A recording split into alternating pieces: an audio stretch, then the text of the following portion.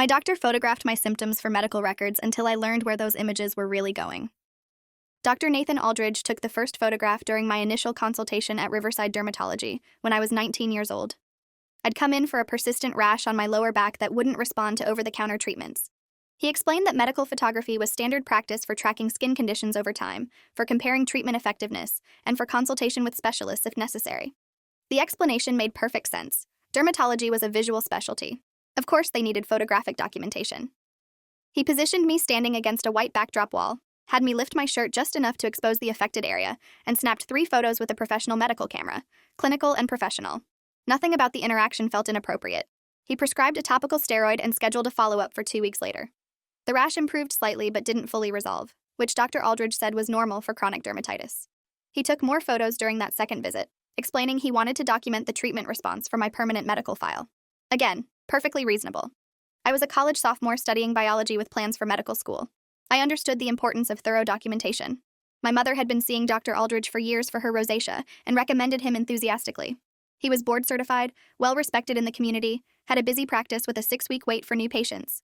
Everything about him screamed legitimate, competent, trustworthy physician. The rash spread over the next month, appearing on my thighs and upper arms in patches that itched intensely and sometimes cracked and bled. Dr. Aldridge ordered blood work to rule out autoimmune conditions and took more extensive photographs during each visit. He had me change into a medical gown that exposed the affected areas while keeping other parts covered.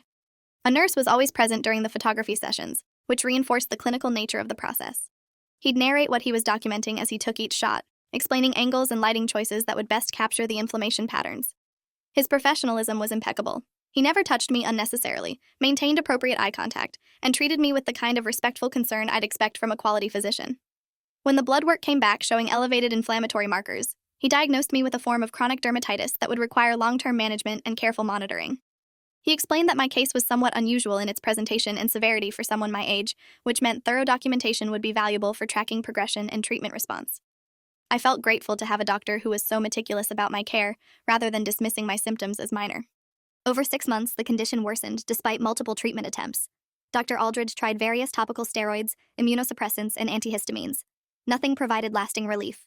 The rash now covered significant portions of my torso, arms, and legs. The photography sessions became more frequent and comprehensive. He'd document not just the active rash areas but also the surrounding skin to show the contrast between affected and unaffected tissue. He explained this comparison photography was essential for measuring spread patterns and treatment efficacy. During one appointment, he asked me to remove my bra so he could photograph the rash that had appeared along my ribcage and the underside of my breasts. The nurse was present, and he explained that partial views wouldn't capture the full extent of the inflammation. I hesitated but complied because refusing seemed irrational. This was medical care. Bodies weren't sexual in clinical contexts. My discomfort felt immature, a holdover from adolescent body shame that I needed to overcome if I wanted to be a physician myself someday. He took the photos efficiently and professionally, gave me a new prescription, and moved on to discussing dietary changes that might help reduce inflammation. Nothing about his demeanor suggested anything inappropriate. The breakthrough moment that changed everything happened in a coffee shop 8 months into my treatment. I was studying for organic chemistry midterms when a classmate named Jordan sat down across from me, looking agitated and uncomfortable. We weren't close friends but had shared several biology classes and study groups. She asked if I was still seeing Dr. Aldridge for my skin condition. When I confirmed, she pulled out her phone and showed me a website that made my stomach drop. It was a medical fetish forum, the kind of dark corner of the internet I'd heard about but never visited. The page displayed a gallery of medical photographs showing women with various skin conditions. And there, 3rd row down, was a photo I recognized immediately. My torso, the distinctive pattern of my rash across my ribs, the small birthmark on my left side that appeared in the frame. My face wasn't visible, but I knew with absolute certainty that was my body on a pornographic medical fetish site. Jordan said she'd found her own photos there while researching something unrelated and had been trying to figure out if other patients were affected. She'd remembered me mentioning Dr. Aldridge and thought I should know. I stared at the screen, my brain unable to process what I was seeing. The image was watermarked with the username MedCapture, posted alongside dozens of other clinical-style photographs of female patients in various states of undress, all supposedly authentic medical documentation leaked or stolen from actual practices. I spent that night scrolling through the website, feeling increasingly sick as I identified at least 7 more photos that were definitely mine, taken during different appointments over the course of my treatment. Some showed areas I barely remembered being photographed. Others were angled in ways that seemed less clinical than I'd perceived during the actual sessions. One showed my entire back and buttocks, supposedly to document a rash that had spread to my lower body, but the composition felt more artistic than medical. The framing, the lighting, the way my body was positioned, all suggested intent beyond pure documentation. The forum had thousands of members who paid subscription fees to access galleries organized by body type, condition type, and medical specialty. Dermatology was one of the most popular categories. Users commented on the images, rated them, requested specific types of content. The realization that my medical vulnerability had been commodified for sexual gratification by strangers made me vomit twice that night. I couldn't sleep, couldn't stop searching the site for more images, couldn't stop reading the disgusting comments beneath photos of my body that I'd exposed only in what I believed was a safe medical context. Jordan had found contact information for 2 other women whose photos appeared on the site, both former patients of Dr. Aldridge. We met the next day at a location far from campus or the medical practice. The other women were both in their 20s. Both had been treated for chronic skin conditions. Both had undergone extensive medical photography sessions that they'd assumed were standard care. One woman, Alicia, had been diagnosed with psoriasis and treated for over a year before switching doctors when she moved cities. The other, Christina, had severe eczema and was still actively seeing Dr. Aldridge when she discovered her photos online. All of us had signed medical photography consent forms, but those forms specified that images would be used only for our medical records, potential specialist consultations, and in some cases for medical education purposes like textbooks or professional presentations. None of us had consented to our images being posted on fetish websites or sold to subscribers. Christina had already contacted a lawyer who specialized in medical malpractice and privacy violations. The lawyer, Barbara Okonkwo, had been clear that what we were describing constituted multiple crimes, including theft of medical records, distribution of private images without consent, and potentially production of pornographic material through deception. She'd asked if any of us had evidence beyond just finding our photos on the website, anything that proved Dr. Aldridge was the one who uploaded them. That was the problem. The photos were definitely ours, definitely taken during medical appointments, but proving the doctor himself had posted them rather than some third party who'd hacked medical databases was more complicated. I became obsessed with gathering evidence. I went back through all my medical records from Dr. Aldridge's office, reviewing the consent forms I'd signed. The language was deliberately vague about how images might be used for professional purposes and advancement of medical knowledge. Nothing explicitly prohibited what he was doing if he could argue that medical fetish forums counted as educational or professional contexts. It was grotesque logic, but potentially defensible in ways that made prosecution difficult. I researched medical photography ethics and found that professional guidelines required specific informed consent for any use of patient images beyond direct clinical care. Uploading them to subscription websites clearly violated those guidelines, but translating ethical violations into criminal charges required proving intent and establishing chains of custody for the images. Barbara explained that doctors had been caught doing similar things before, but many cases settled out of court with confidentiality agreements that allowed predatory physicians to continue practicing after paying financial penalties. She wanted to build a case strong enough for criminal prosecution that would permanently revoke his medical license and possibly result in prison time. That required cooperation from multiple victims, evidence of systematic rather than isolated behavior, and ideally catching him in the act or finding direct evidence on his systems. I scheduled another appointment with Dr. Aldridge, claiming my condition had worsened and I needed to discuss new treatment options. I felt sick walking into the office where I'd been exploited repeatedly under the guise of medical care. He greeted me with the same professional warmth he always displayed, expressing concern about my condition and suggesting we document the current state before trying a more aggressive immunosuppressant therapy. I had a recording device hidden in my purse, one of those small digital recorders Barbara had said might capture useful information if he said anything incriminating. During the photography session, I asked more questions than usual about what happened to the images after they were taken. Dr. Aldridge explained they were stored in my digital medical file, accessible only to authorized personnel in the practice. He said sometimes he used anonymized cases for medical conference presentations, but always with patient consent, and with identifying features removed. I asked specifically what authorized personnel meant and how the images were secured. He assured me the practice used encrypted servers with strict access controls. Every word he said was a lie. I knew my images were on public websites being sold to fetishists. I knew he'd uploaded them personally, but he maintained the facade of professional propriety without any visible indication of guilt or concern. After the appointment, I met with Barbara and the other women to discuss next steps. Christina had done something risky but potentially valuable. She'd filed a complaint with the state medical board alleging inappropriate photography practices without mentioning that she'd found her images online. The complaint triggered a preliminary review of Dr. Aldridge's practice, and the medical board sent an investigator to examine his documentation procedures and patient consent protocols. Barbara thought this was premature, that it might alert him to scrutiny and cause him to destroy evidence. But the investigator's visit gave us an unexpected advantage. Dr. Aldridge became paranoid about his files and digital systems. According to a nurse who'd been working at the practice for 3 years and was disturbed by what was emerging, he'd started deleting files and scrubbing his personal computer systems. The nurse, whose name was Paula, had always found his photography practices somewhat excessive, but assumed it was just his thoroughness.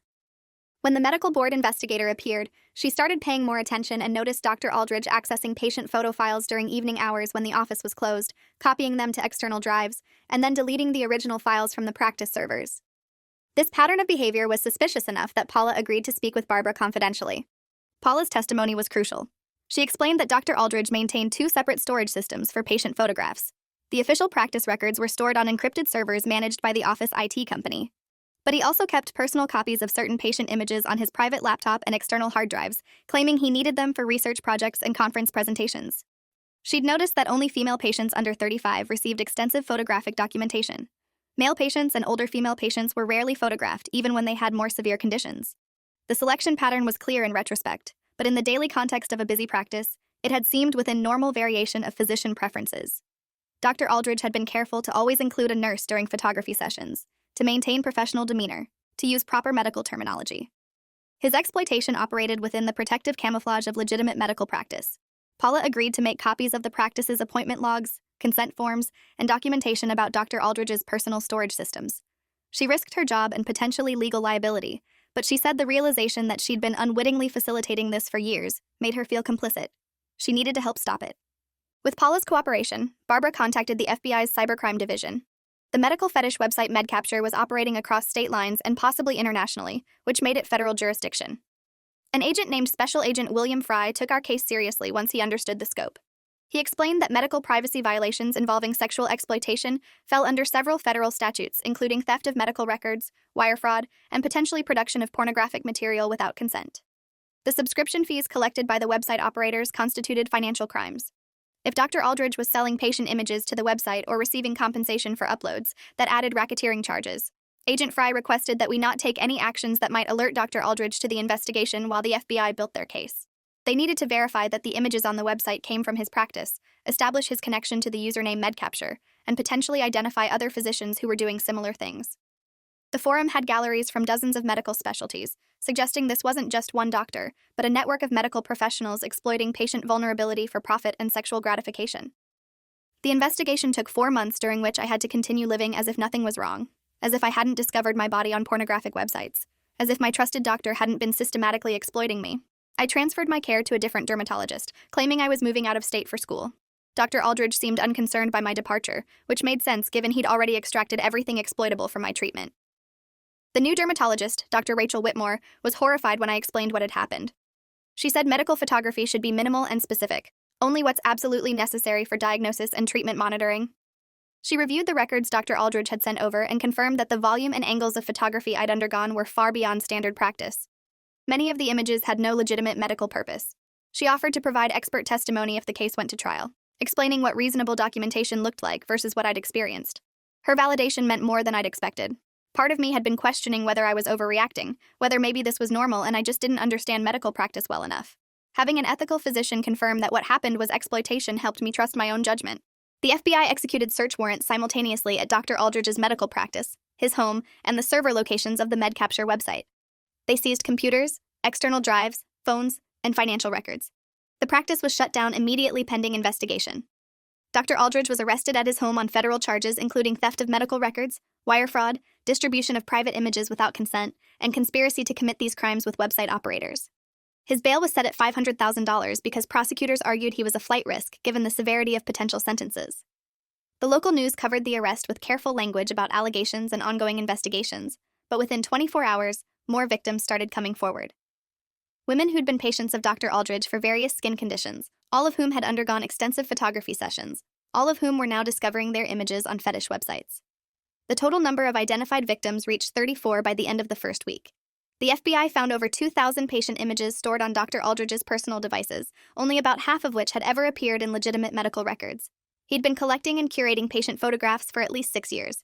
The forensic examination of his computers revealed direct evidence that destroyed any possible innocent explanation. Email communications between Dr. Aldridge and the website operators showed he'd been selling patient images for $200 to $500 each, depending on the patient's age and the explicit nature of the photos. He'd earned over $89,000 from these sales over 4 years, deposited into cryptocurrency accounts he'd thought were untraceable. The emails discussed which types of images were most valuable to subscribers, with younger patients and more revealing poses commanding premium prices. Dr. Aldridge had been deliberately prolonging treatments and manufacturing reasons for more extensive photography sessions based on this demand. Some patients he'd kept in treatment for years, trying medication after medication that he knew wouldn't work, just to maintain access for continued photography. The cruelty was systematic. He'd taken women seeking medical help for painful and often embarrassing conditions, exploited their vulnerability, extended their suffering for profit, and then distributed their images to thousands of strangers who sexualized their medical problems. The evidence also revealed he wasn't working alone. 5 other physicians in different specialties had been part of the same network, selling patient images to various medical fetish websites. The trial took 14 months to reach court because the prosecution was building cases against the entire network of physicians and website operators. Dr. Aldridge's attorney tried arguing that the photos were taken with patient consent as documented in the signed forms, that he hadn't technically violated doctor-patient confidentiality because faces were often cropped or obscured, and that medical images appearing on educational websites didn't constitute exploitation. The prosecution demolished these arguments by showing the actual websites where images appeared, reading the accompanying comments and descriptions that were explicitly sexual, presenting financial evidence of his profits, and having victims testify about the deception involved in the consent process. I testified for 3 hours, walking the jury through my treatment timeline, explaining how each photography session had seemed reasonable in isolation, but taken together constituted systematic exploitation. I described finding my images online, the violation I felt, the way it destroyed my ability to trust medical professionals during a time when I genuinely needed care. Several jurors cried during victim testimony. The defense couldn't challenge the digital evidence showing Dr. Aldridge's direct involvement in uploading and selling the images. The jury convicted him on all 47 counts spanning multiple victims and years of systematic exploitation. The judge sentenced him to 23 years in federal prison, calling his crimes a profound betrayal of the sacred trust between physician and patient. She noted that he'd weaponized his medical license to access vulnerable women, had extended their suffering for financial gain, and had shown no remorse even when confronted with evidence. His medical license was permanently revoked. He was required to register as a sex offender upon release. The financial assets he'd accumulated through image sales were seized and distributed among victims as partial compensation for damages.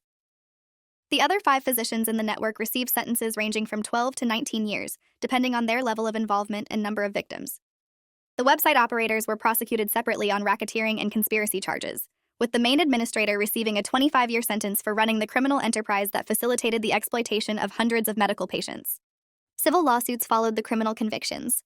Victims sued Dr. Aldridge's medical practice, the malpractice insurance company, and the credentialing organizations that had failed to catch his pattern of excessive photography across multiple hospitals and clinics where he'd practiced.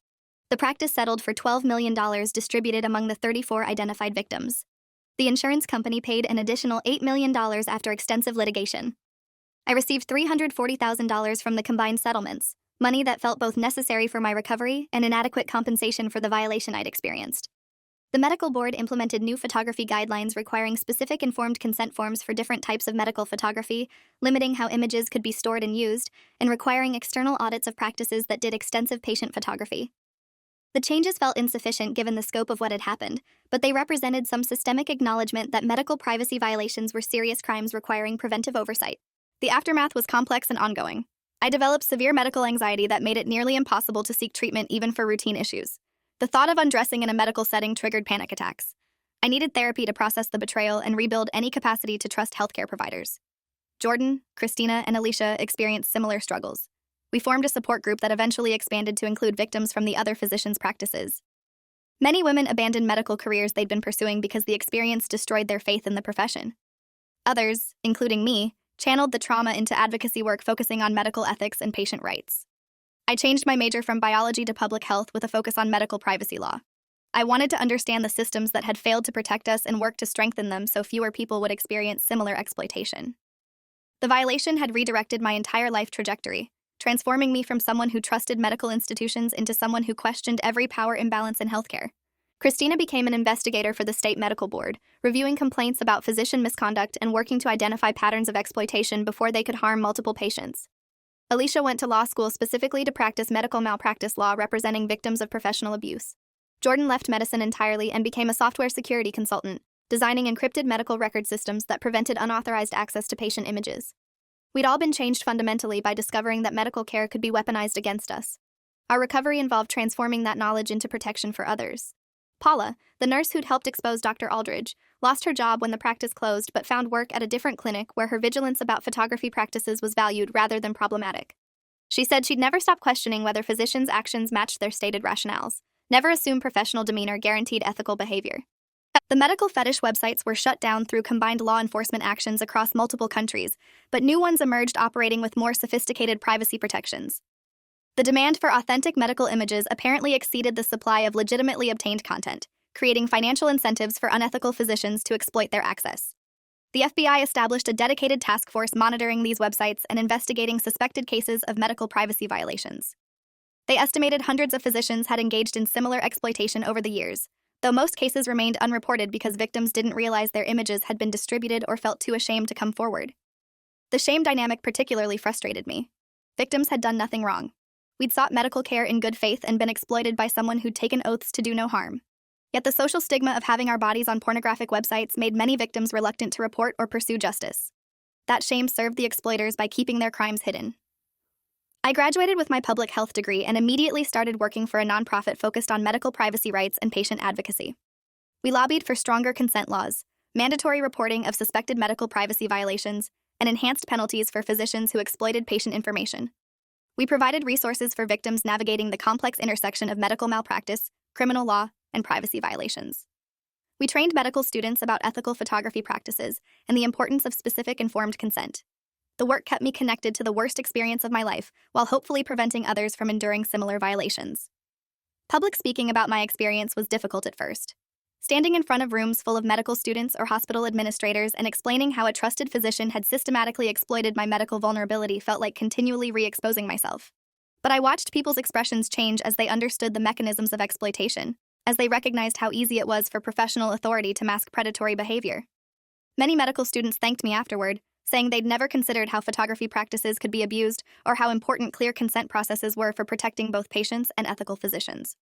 Dr. Aldridge's attorney appealed the conviction multiple times, arguing excessive sentencing and procedural errors. Every appeal was denied. He remains in federal prison with an earliest possible release date when he'll be 71 years old. Several victims, including me, submitted statements opposing any sentence reduction, explaining that the trauma he'd caused extended years beyond the original crimes and warranted the full sentence imposed.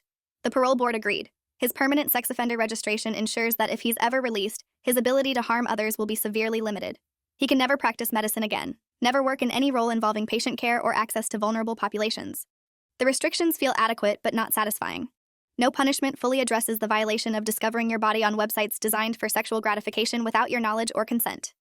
No sentence restores the innocence of believing doctors are uniformly trustworthy. The justice system did what it could, but some damages remain permanent. My dermatitis eventually resolved with treatment from Dr. Whitmore, who used minimal photography and obtained specific consent before every image. The contrast between her ethical practice and Dr. Aldridge's exploitation was stark. She photographed maybe 10 times over 2 years versus his hundreds of unnecessary images over 8 months. She maintained appropriate clinical distance while still showing compassion. She treated me as a patient rather than exploitable content. Her care helped me rebuild enough trust to eventually seek other medical treatment when needed, though I remain hypervigilant about photography practices and consent procedures. I ask detailed questions about how images will be stored, who has access, and what happens to them after treatment ends. Some physicians find my caution excessive or insulting. Those aren't physicians I continue seeing. I've learned that good doctors respect patient boundaries and understand that trust must be earned, especially from patients who've been violated by medical professionals previously. The case generated national media attention and sparked important conversations about medical privacy in the digital age. Medical schools revised their ethics curricula to include extensive sections on photography consent and digital privacy. Professional organizations developed stricter guidelines for medical image management. Some practices eliminated routine photography altogether, using it only when absolutely necessary for diagnosis. The changes felt like progress emerging from trauma, but the reforms came too late for the hundreds of victims whose images remained permanently on the internet, even after websites were shut down. Digital content never fully disappears. Screenshots, downloads, and archives ensure that violations persist indefinitely. I've learned to live with knowing my body exists in spaces I never consented to, that strangers have viewed and possibly still possess images of me during one of my most vulnerable periods. The permanence is perhaps the cruelest aspect of digital exploitation. There's no taking it back, no making it unhappen. Now, at 27, I work as the Director of Patient Advocacy for a national medical ethics organization. We investigate complaints of medical misconduct, provide resources for victims, and push for systemic changes that protect patient privacy. I've testified before congressional committees about needed reforms to medical privacy laws. I've consulted with technology companies about building better safeguards into medical record systems. I've trained thousands of healthcare workers about the importance of rigorous consent practices. The career built from my exploitation feels meaningful but bittersweet. I wouldn't have chosen this path if I'd had the option of trusting my original doctor and pursuing my intended medical career. But given what happened, transforming that pain into protection for others provides some sense of purpose. Christina, Alicia, Jordan, and I remain friends bound by shared trauma and shared commitment to preventing similar exploitation. We meet quarterly, comparing notes on cases we're working on, supporting each other through difficult anniversaries and triggering medical appointments, celebrating progress in policy reforms we've helped implement. The work continues because exploitation continues. New technologies create new vulnerabilities that predatory individuals will always attempt to exploit. Telemedicine platforms, AI analysis of medical images, and electronic health records all create potential access points for privacy violations. Staying ahead of emerging threats requires constant vigilance and willingness to adapt protection strategies. I've become suspicious of any system that normalizes extensive patient documentation without clear medical necessity. I question who profits from patient data collection. I push for transparency about how medical information is stored, accessed, and used. Some colleagues find my skepticism excessive, my focus on worst-case scenarios unnecessarily paranoid. But I've lived through a worst-case scenario that everyone assured me was paranoid to worry about. My caution is evidence-based. Dr. Aldridge seemed completely trustworthy until he wasn't. Professional credentials and respectable demeanor don't guarantee ethical behavior. Patients deserve protection systems that assume some physicians will exploit vulnerability, rather than hoping all physicians will remain ethical. 8 years after discovering my images online, I still experience moments of profound violation when I remember how thoroughly my trust was betrayed during what should have been routine medical care. But I've built a life that matters, work that protects others, relationships with people who understand and value the vigilance trauma taught me. The scars remain, but they've transformed into something purposeful rather than just painful. Dr. Aldridge took photographs for his profit, and I've spent years ensuring his crime leads to stronger protections that might save others from similar exploitation. If you enjoyed this, you'll definitely want to see the next ones too, so subscribe now and let me know your take in the comments.